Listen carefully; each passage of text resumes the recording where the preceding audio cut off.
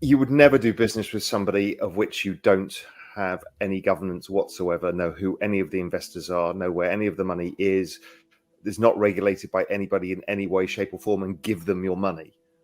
Okay, it's kind of ludicrous. I actually am one stage thinking it's bigger than that, and that it's actually a state enterprise for China. And I think the crypto markets are being bifurcated into two trading zones, much like they want with the currency markets overall.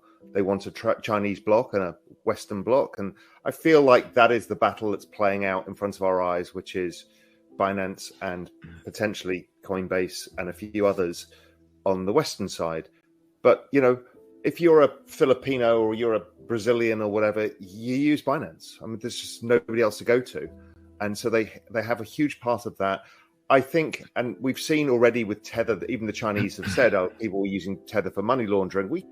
Everybody knows that capital flight in China leads to money coming out. And I think they've been using hedge funds as well, something I don't really want to talk about, but I think that some of the largest hedge funds have been involved in that too.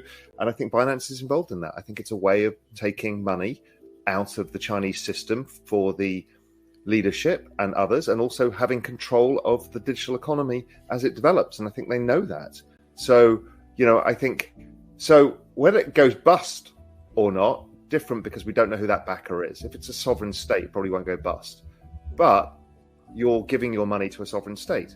It's dangerous, and we don't need it. I mean, this is what I don't get. Sure, I've got a Binance account. I can trade, just take my tokens off. It's all over and done with in 5 minutes. 5-minute exposure.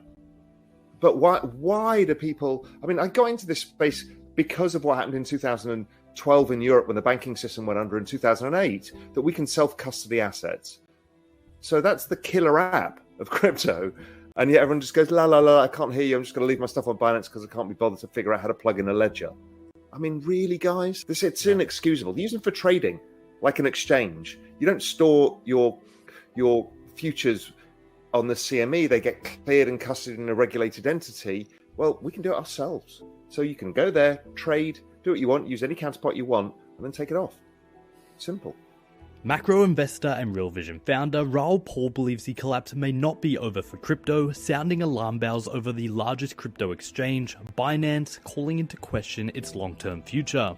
In his latest interview, Raoul gives a warning to investors that they would have to be crazy to custody their crypto assets on a centralized exchange like Binance, and makes a good point that if a company was offshore, with no government oversight and not knowing who the investors or where the money is, that's a company you would never do business with. And in a nutshell, that summarizes Binance. Just this week, Binance's proof of reserve auditor pulled out of auditing, sending alarm bells throughout the crypto space.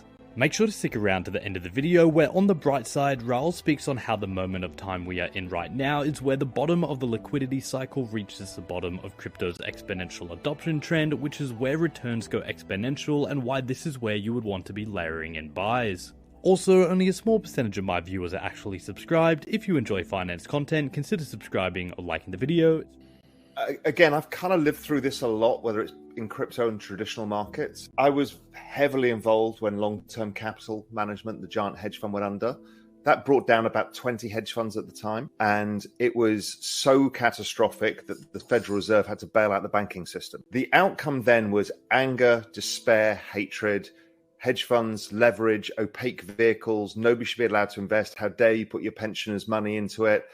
What happened was actually regulation and the size of assets in hedge funds tripled in 4 years. Then Bernie Madoff came. It's a scam. It's a Ponzi. It's all opaque. It's a terrible business. Nobody should put their pensioners' money into it. What happened? Regulation. It 5x'd after that in size to $3 trillion. So actually, the regulation is a good thing. I know a lot of people in this space don't like regulation, but you can't have it both ways. You cannot want to exist on-ramping and off-ramping from a fiat world and not have regulation. It's as simple as that. And so when that comes, which it will, it's just a matter of who wins the fight between the CEC and the CFTC.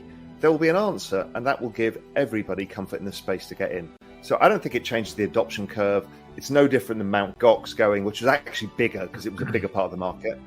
It would be like the equivalent of FTX and Binance going under at the same time. Now that may be happening if Mike's right, and maybe but Coinbase. Maybe Coinbase, right? It was everything. Right? I was lucky. I was with Itbit, which Chad Cascarilla, who founded Paxos, had started, and I was out of the whole thing, luckily. But we saw it with Bitfinex as well. They were huge when they went, insolvent. So we've seen it a number of times before. It doesn't stop the space. It's usually just when the tide goes out, and that's usually when monetary liquidity is withdrawing from the system, you see who's swimming naked. And it's always, listen, it's a really simple thing, Scott. You do not ever build a business of leverage on an asset of a collateral that is 100% volatility. That's fucking insanity, because it will, probabilistically speaking, force you into insolvency, guaranteed. Now, that's why real estate has leverage, because it's very non-volatile. It's maybe a 0.5% volatility asset or a 1% volatility asset.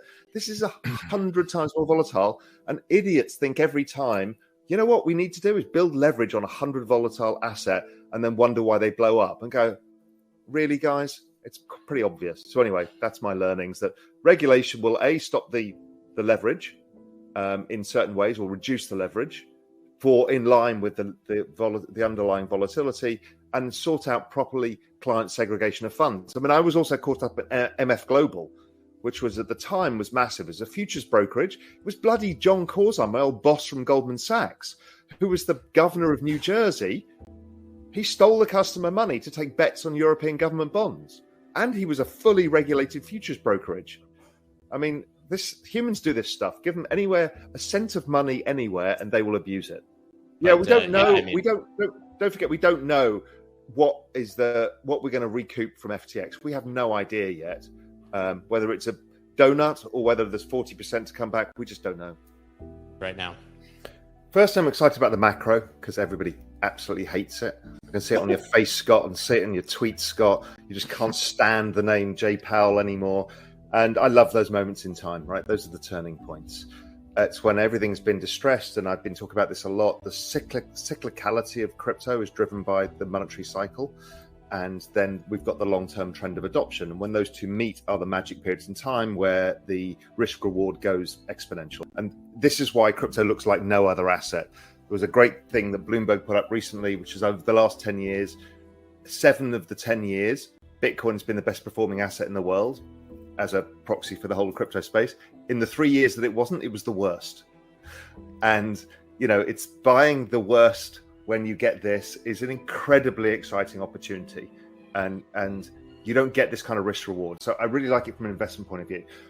I think at a broader level, there's a lot of stuff going on in the background that is really interesting. I think ETH staking is still not realized what that means for the lending industry and be able to build better quality DeFi products with understandable risks, because you've got a benchmark yield for the industry. And I think it's a hugely important thing. People don't know it, but that by the next cycle, by 3 or 4 years' time, everyone's going to be familiar with that. How people can start pricing things of ETH yield plus. So then Solana yields trading more expensively. Why? Because there's more risk in the ecosystem, whatever it is, right? I think that's a very big deal. What structured products and stuff that come out of that's interesting. I've spent a deepening amount of time into the NFT space, and just that nexus of music, art, technologists, finance people, just culture all coming together. I don't think it's barely started. It's a magic moment in time. There's something really interesting going on, and obviously it's spinning out into brands using NFTs, whether it's Porsche, whether it's Nike, whether it's Adidas, whether it's others. What are they doing? How are they building community? Understanding community as a new business model. This is a scalable, massive consumer application that is happening in front of our eyes, and Starbucks is right at the forefront of that, as are many other brands. Ticketmaster, and then Ticketmaster's issued 10 million NFTs. Nobody would have thought they would be the leader. They are, right? So there's a lot going on in building out that kind of social graph, and I think that's important for the layer of all of that money that went into VC. People think it's been nuked. It's not. Everyone's busy building stuff, right? And that stuff is being built on generally the consumer layer or the deep tech layer. those two layers are very interesting. And Lex will know more about the deep tech layer, but the consumer layer, that's where the next breakthrough comes through, when we stop caring what bloody chain something's actually on, because we just want the digital asset or utility that we've got. And everything becomes a lot smoother, and all of that's extracted away. Digital ID is another big one that I'm very excited about that has to come. It's kind of urgent ahead of the US election with the amount of AI stuff. And then final one for me is I'm actually excited about regulation, because I'm a masochist, but we kind of need it. Nothing's changed, and none of the people, including the investor base, everybody from the hedge funds to the institutions, to the family offices, to the pension funds, they're all still doing the work. They're all still set up. They're all sheep now, right? Right now, it kind of is the wrong moment unless you're brave. So the brave people will do it now. But really, once price turns up, they'll all pile in, and that whatever it was at peak at the last bull market, 3 trillion, will be minuscule compared to the peak of the next, because of the sheer amount of capital that comes into this space. Talking about Bitcoin miners, I've been speaking to some of the biggest Middle Eastern economies. I mean, they get this. They're building, thinking about the gas flare-offs and what they can do with mining Bitcoin. They're thinking how they can hold it as part of their sovereign wealth fund in a much more meaningful way. It's all coming. People are just very impatient. They expect it to come tomorrow. And, we've got to go through this despair, loathing phase that, Scott, you're going through, as I can tell, before you go back to the optimism phase, and we can forget all about this and start counting every 1,000 as it goes up and putting laser eyes on the screen again.